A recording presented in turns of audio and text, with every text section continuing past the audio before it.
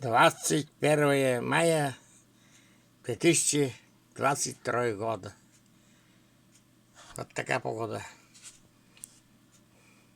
У меня в теплице помидоры. Вот там печка у меня, электропечка. Включенный, да. Уже 2 дня включенный там. Счетчик крутит. Киловатты. Еще заплатим. Сейчас в магазине помидоры очень дорогие. Лучше свои, чтобы были. Вот такая погода. Смородина уже. Вот это передняя, вот, которая в снегу уже цветы появлялись.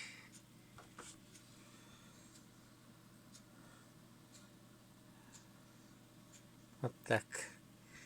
А черемуха как будто цветет. Вот такая погода в республике Коми. Карткровский район, село Большелуг.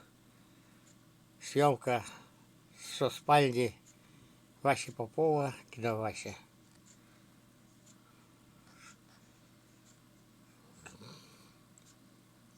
Завтра можно будет и на лыжах пройтись, побежать. Но пока-пока, всем спокойной ночи.